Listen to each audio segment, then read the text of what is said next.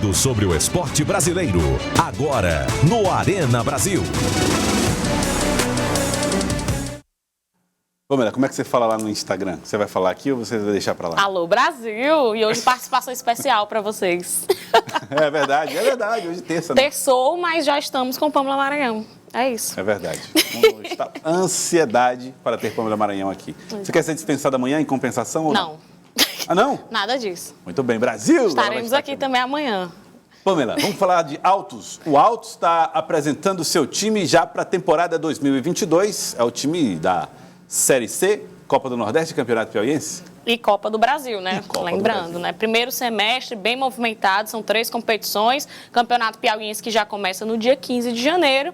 Aí Copa do Nordeste, que teve sorteio ontem, inclusive o Altos conheceu seus rivais dentro da competição nordestina, a Lampions, e a Copa do Brasil. Essas 3 são as competições aí do primeiro semestre de 2022. Hoje foi dado início, né, a esse período de pré-temporada, né? Basicamente exames e testes físicos. Na parte da tarde o time já vai para campo fazer alguns outros testes, né, testes mesmo dentro do gramado. Mas hoje, pela manhã, já teve esse pontapé inicial. Vamos acompanhar com Pamela Maranhão.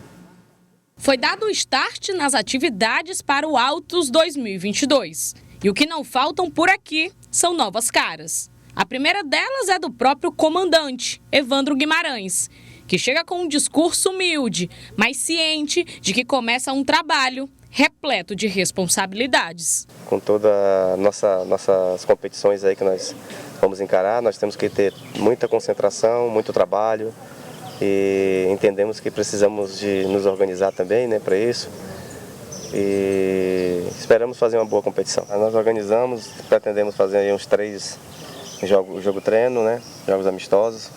Claro, só para dar um ritmo para a equipe que necessita, né? No setor ofensivo do Jacaré, um dos principais nomes é do atacante Gustavinho, ex-Paraná, e que chega para compor um ataque badalado, que tem como referências as máquinas de fazer gols, Manuel e Betinho.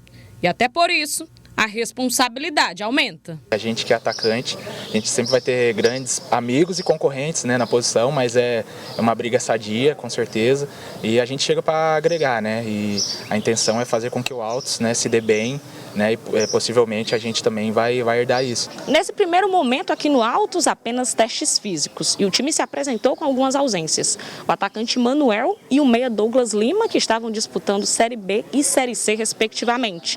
Por isso tiveram alguns dias de folga. O zagueiro Mimica, que está disputando competição no Maranhão, e o volante Netinho, que foi liberado por questões pessoais. O Altos terá pouco mais de 40 dias de trabalho para se preparar para um primeiro semestre movimentado, em que disputa Campeonato Piauiense, Copa do Nordeste e Copa do Brasil. A Copa do Nordeste e a Copa do Brasil, a gente não tem o que ficar triste nem contente, não. Vai ser que adversário forte em todas essas competições, é adversário forte, então nós não temos... Nós sabemos que quando entramos nessa competição, que nós tínhamos a vaga da Copa do Nordeste, já que o grupo ia ser um grupo forte, nós íamos cruzar. Então agora é concentrar bastante, é trabalhar no intuito de fazer um grande trabalho. Na Copa do Nordeste 2022, o Altos está no Grupo B e vai enfrentar as equipes do Grupo A, que tem Fortaleza, Sport, CSA de Alagoas, Sampaio Corrêa do Maranhão, Globo de Natal, Campinense da Paraíba, Sergipe e o estreante Atlético de Alagoinhas. O objetivo para o próximo ano é, assim como nesta temporada, conseguir avançar de fase. E quem retorna à velha casa também sabe dessas ambições. Caso do volante Marconi, que vestiu a camisa do clube em 2017 e 2018 e encontra o Jacaré em um outro patamar e com a missão de manter ou elevar os seus resultados. Pesou muito por ter vários amigos aqui ainda, né, que permaneceram, do Santos, o Manuel, Netinho, os funcionários, alguns funcionários aqui também estão presentes. E é isso aí foi de suma importância para eu ter voltado para o Altos, as competições. E tenho certeza que a gente vai buscar títulos, que é o mais importante para o clube. Pamela, eles vêm com alguns nomes que são a cara do Altos, né? Ou que foram a cara desse Altos campeão desses últimos tempos, né? Exatamente, né? Tem algumas caras novas, mas tem alguns nomes conhecidos, como é o caso aí do Marconi, que foi campeão já com o Altos, bicampeão, na verdade, 2017, 2018, na época, com braçadeira de capitão e tudo. Júlio Ferrari é outro nome, lateral, que conquistou, né? Conseguiu subir de divisão em 2020. Então, assim, nomes que recentemente construíram uma história junto com o clube, história que, na verdade, até se confunde um pouco com a história do próprio Altos, já que o Altos é um clube muito jovem aqui no estado do Piauí, mas que vem de bons resultados com a camisa do Altos e que recentemente estavam disputando competições em outros clubes e também sendo bem utilizados, né? O Altos que vai ter um pouquinho mais de 40 dias de pré-temporada para poder reencaixar esse time, já que conseguiu manter uma espinha dorsal, mas também trouxe muitas outras peças, começando pelo próprio comandante Evandro Guimarães, que vai ter essa missão aí de comandar esse time e conseguir bons resultados. Copa do Nordeste é uma das missões, né, que tem a intenção de, pelo menos, repetir o feito desse ano, em que o Altos conseguiu avançar, chegar às quartas de finais, caiu para o Vitória, mas fez uma grande competição em um grupo que, esse ano, no caso, estava até um pouquinho mais difícil. Até brincando, então deixando a gente sonhar. Esse chaveamento do ano que vem não é mais fácil, né? Porque a gente sabe que a Copa do Nordeste o nível é muito alto. Mas tem equipes um pouco mais parelhas, que estão no mesmo nível do Altos ou até abaixo, porque algumas delas estão disputando a Série D. Então, realmente, se você for avaliar no papel, o Altos tem condições de ficar ali entre os 4, depois da primeira fase, e conseguir beliscar uma vaga nas quartas de finais. Muito bem, Pamela Maranhão. Vamos falar um pouco do Flamengo do Piauí, que teve dificuldades, problemas, quase não consegue autorização para colocar o time no campeonato, mas está aí, vai jogar. Tá aí, conseguiu jogar e ontem apresentou de forma oficial o seu técnico para a temporada, que já está em solo piauiense, que é o professor Jorge Sarana. É um técnico de 59 anos, ele que é bastante experiente, é natural do Rio de Janeiro, mas que tem passagens por clubes até fora do país, né, lá na Europa. Comandou alguns times de Série C e de Série B de Campeonato Brasileiro há alguns anos atrás, foi o caso do Vila Nova de Goiás. E tem dentro do currículo um momento muito específico que chama mais atenção, que é o trabalho nas categorias de base da equipe do Corinthians, em que ele conseguiu revelar grandes nomes, como Lulinha, conseguiu goleiro Danilo Fernandes, que, salvo engano, hoje em dia está no Bahia.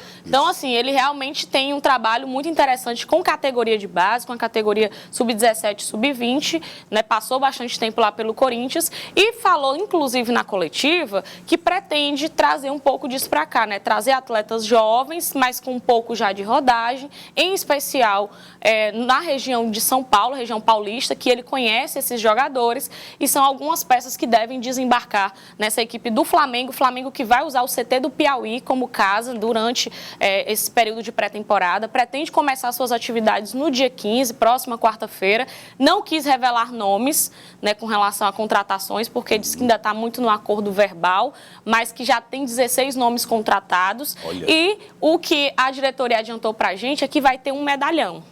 Um nome conhecido do futebol, que estava atuando até pouco tempo atrás, com o objetivo principalmente de alavancar vendas de camisa e atrair mais o torcedor flamenguista para dentro do campo e fazer com que melhore a parte de marketing. Foi o que eles falaram para a gente durante a entrevista ontem do professor Jorge. Você sabe que expectativa então, hein? Sim. Clima de expectativa para saber quem é o medalhão do Flamengo que vai atuar, ex-jogador, né? Pelo que você está me falando, um jogador que parou recentemente. Foi a impressão que eles deram, né? Pelo que pouco que falaram.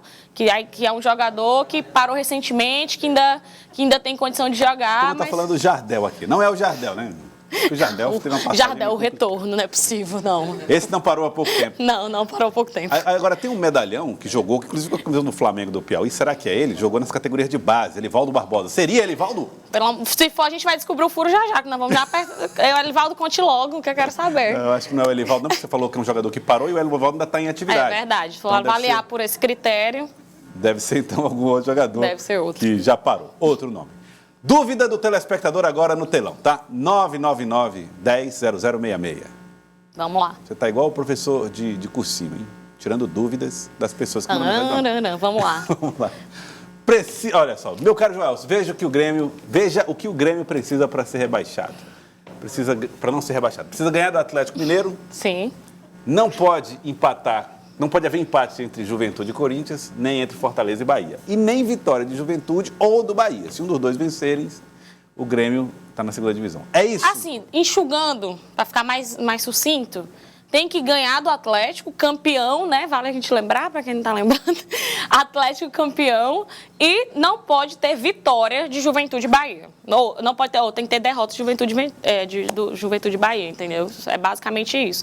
Mas a situação está muito complicada. Se a gente for olhar a matemática, mais de 90%, 97% de chance de queda aí da equipe do Grêmio. E o outro que está ali na rabeira, muito perto de frequentar novamente a Série B, a equipe do Bahia, né, que está aí com um pouco mais de 50% de possibilidades aí de cair para a Série B do Brasileiro para o ano que vem. Bem, a Marina me informa aqui que o João mandou uma outra mensagem que queria fazer um esclarecimento. Qual seja, Joel, se esclareço que não sou gremista e estou torcendo para ver o churrasco e chimarrão na Série B. Aí o João Ferreira está torcendo contra o Grêmio, hein? Ah, então tá certo. Acho que não vai precisar nem... vida fácil, eu já ia dizer que não vai precisar nem se esforçar muito, assim, nessa... Não vai secar tanto. A vida do secador, no caso, para quem torce contra o Grêmio, tá bem tranquila.